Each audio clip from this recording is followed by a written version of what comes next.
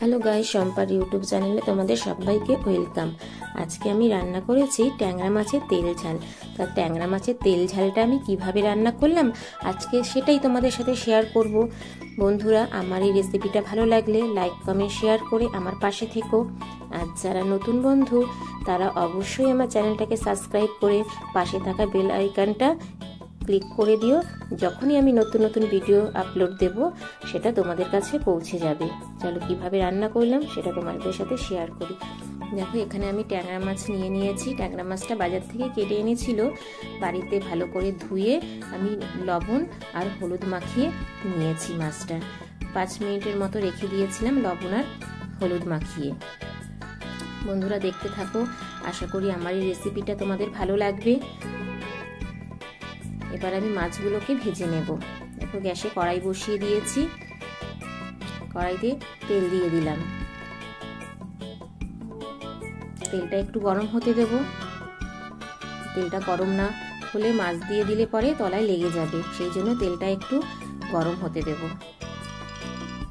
দেখো, তেল গরম হয়ে গেছে, এবার আমি মাছগুলোকে দিয়ে দেব। তবে হ্যাঁ বন্ধুরা, এই মাছটা কিন্তু গায়ে ভীষণভাবে ফোটে, তোমরা একটু সাবধানে ভাজবে মাছটাকে, পারলে একটু ঢেকে দিও।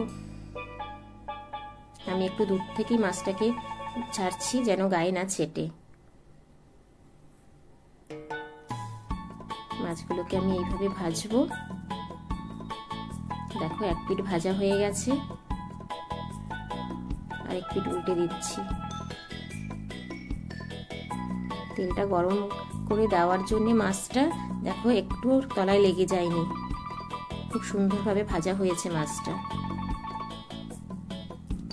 মাছটা ভাজা হয়ে গেছে, এবার আমি একটা প্লেটে করে তুলে নেব।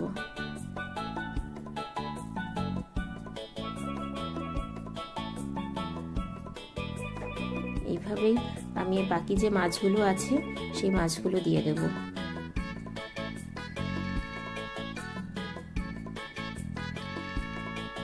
ভিডিওটাকেও স্কিপ করে যেও না।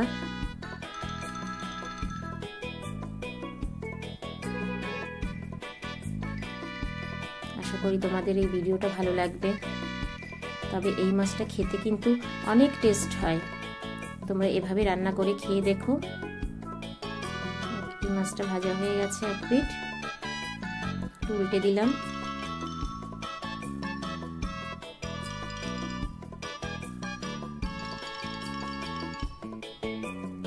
সবটা মাছই ভাজা হয়ে গেছে, এবার আমি প্লেটে তুলে নেব মাছটা।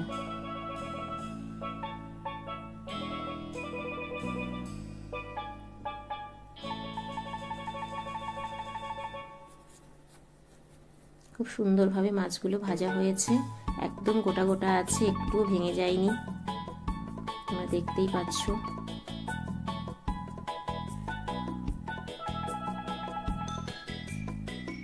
এদিকে দেখো, আমি পেঁয়াজ কেটে নিয়েছি, টমেটো কুচিয়ে নিয়েছি, রসুন নিয়ে নিয়েছি, আর ধনেপাতা কুচিয়ে নিয়েছি, আর নিয়েছি কাঁচা লঙ্কা চিড়ে। আমি রসুন আর পেঁয়াজটাকে মিক্সিতে পেস্ট করে নেব। দেখো, কড়াইতে যেই তেল আছে সেই তেলেই আমি একটু কালো জিরে দিয়ে দিলাম, ফোড়ন।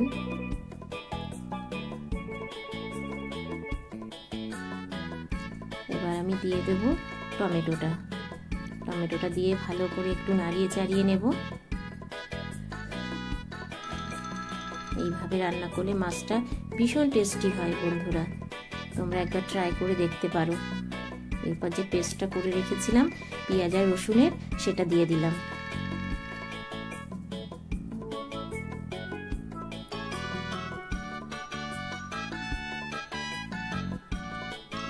বাটি ধুয়ে একটু জল দিয়ে দিলাম। মশলাটাকে ভালো করে কষাবো এখন আমি। যত ভালো করে মশলা কষানো যায় তত ভালো টেস্ট হয় রান্নাতে। লবণ দিয়ে দিলাম,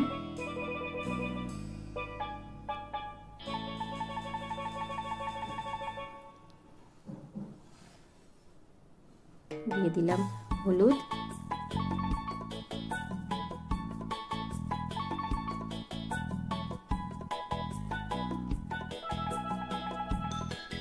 একে একে সব কটা মশলা অ্যাড করব আমি, তোমরা দেখতে থাকো।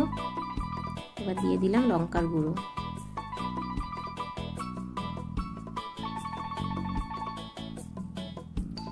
ঝালটা তোমাদের পছন্দ মতো দেবে, যে যেমন ঝাল খাও ঝালটা ঠিক সেই রকমই দেবে।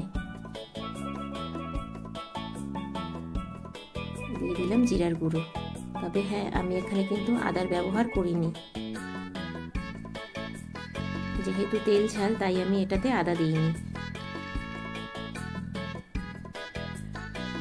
ভালো করে কষিয়ে নিচ্ছি। এবার দিয়ে দিলাম চিড়ে রাখা কাঁচা লঙ্কা।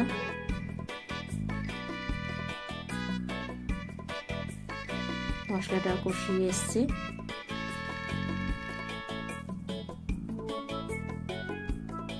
দেখো তেল বেরিয়ে যাচ্ছে। যখনই দেখবে মশলার গা থেকে তেল ছেড়ে দিচ্ছে তখন বুঝবে মশলাটা কষানো হয়ে এসছে।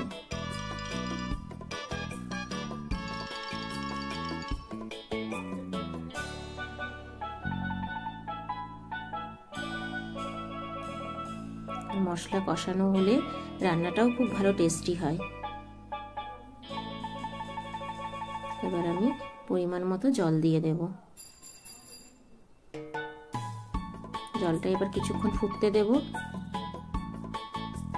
কাঁচা জলে মাছটা দিলে পরে টেস্টটা ভালো হবে না, সেই জন্য আমি জলটা একটু ফুটতে দেব।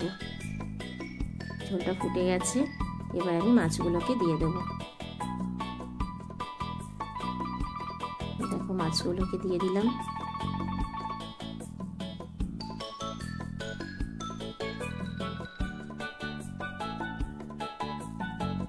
সব কটা মাছ ঝোলের মধ্যে ডুবে গেছে। ঝোলটা সেই পরিমাণেই দিতে হবে, মাছ কটা ডুবে যায়।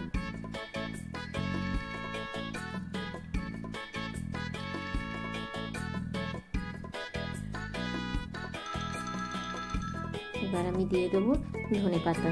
এখন শীতকাল, ধনেপাতা দারুণ সেন্ট হয় ধনেপাতাটা দিলে পরে। ট্যাংরা মাছের তেল ঝালে ধনেপাতা দিলে টেস্ট হয় দারুণ। এবার আমি একটু ঢেকে দেবো, 5 মিনিটের জন্য ঢেকে দেবো। দেখো 5 মিনিট পর ফিরে আসলাম।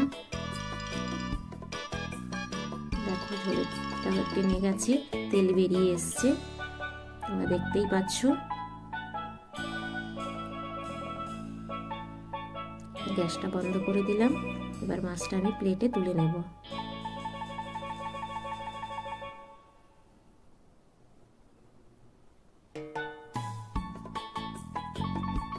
দেখো আমার রান্নাটা কমপ্লিট। কেমন হয়েছে বন্ধুরা তোমরা প্লিজ কমেন্ট করে জানিও। তোমাদের একটা কমেন্ট আমাকে আরো সুন্দর সুন্দর রেসিপি দিতে সাহায্য করবে। আর ভালো লাগলে লাইক কমেন্ট শেয়ার করে দিও। আর নতুন বন্ধুরা আমার পাশে থেকো। এখানেই আমি আমার রেসিপিটা শেষ করলাম, ভিডিওটা শেষ করলাম। দেখা হবে নেক্সট ব্লগে।